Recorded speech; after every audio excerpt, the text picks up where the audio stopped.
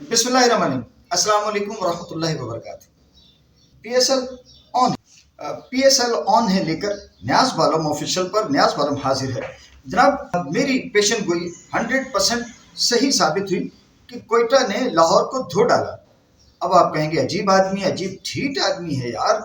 लाहौर कलंदर ने कोयटा को धो डाला और ये कह रहा है कि नहीं जी, कोयटा ने लाहौर को धो डाला। जी जनाब, वो इस तरह से कि लाहौर की टीम बड़ी ही मैली कुचैली हो रही थी, हार की उस पर बहुत सारे धब्बे लगे हुए थे, मगर कोयटा की टीम ने रात उससे शिकस्त खा के लाहौर कलंदर को उसकी शिकस्तों के जो दाग थे उनको धो डाला। सब मैं गलत बात नहीं कहता, मैं सही कहता हूँ, आप समझते नहीं है मेरी बात को। अब आज आप कहेंगे कि जी आज क्या होगा।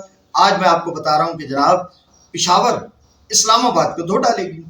अब आप इसका नतीजा जो आपके जहन में हो वो आप ज़रूर डिस्कस कीजिए आपके मेरे कमेंट सेक्शन में। और आप पहले तो मेरी पिछली पेशन गोई उस पर आपके क्या ख्यालात हैं, ज़र्री ख्यालात, वो डिस्कस कीजिए। और उसके बाद में फिर आज के मैच पे जो मेरी पेशन गोई है कि पेशावर धोने जा रही है इस्लामाबाद को, तो इस पर भी आप कमेंट सेक्शन में आके बात कर सकते हैं।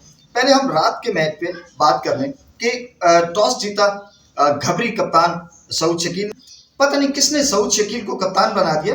अच्छा, हो सकता है कि रायली रूसो जो हैं वो चूंकि बहुत ही धौसू मोटे गोलगप्पे हो गए, शायद इस वजह से उनकी टीम ने जो है, और फिर ये तय है क्योंकि कोयटा ग्लैडिएटर के ऑनर जो हैं वो कराचियन हैं, तो ये जरूर होगा कि कोई कराची ही का बंदा। पहले सरफराज कप्तान था, फिर बीच में थोड़े टाइम के लिए रायली रूसो को कर दिया, लेकिन अब फिर कराची ही का सऊद शकील उसको कप्तान कर दिया है। कल को अगर सऊद शकील ना होंगे तो फिर भी कोई कराची ही का बंदा जो है इस टीम का।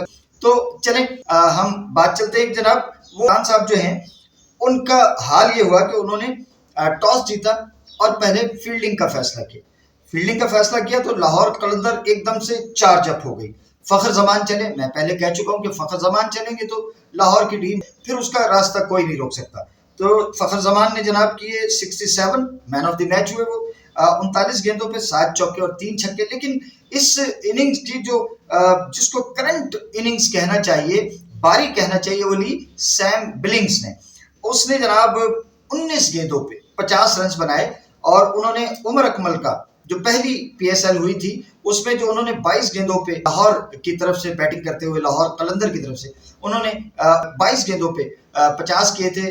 तेज तरीन 50 की थी लाहौर कलंदर की जानिब से, उसका उन्होंने रिकॉर्ड तोड़ा और 19 गेंदों पे उन्होंने तेज तरीन 50 बना दी लाहौर कलंदर की तरफ से। हालांकि पीएसएल में तो आसिफ अली और रायली रूसो की मुश्तरका तौर पे वो 17 गेंदों पे 50s बना के तेज तरीन 50s पीएसएल की जो है वो रिकॉर्ड उनके पास है, आसिफ रायली रूसो के पास।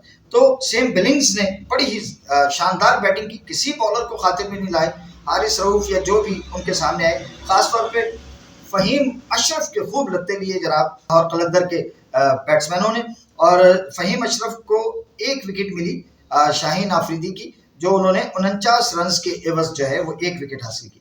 मोहम्मद आमिर भी कोई अपना रात रन नहीं छोड़ सके और 46 रन उन्होंने भी दिए अपने ओवर्स में और कोई आउट नहीं किया। इनकी तरफ से अबरार अहमद एक मरतबा फिर कामयाब रहे, उन्होंने 33 रन देके 2 विकेटें हासिल की।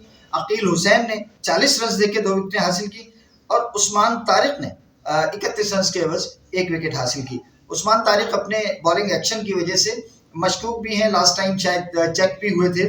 काफ़ी मुश्किल उनका जो है वो बॉलिंग का एक्शन है और काफ़ी बैट्समैनों को परेशान करता है।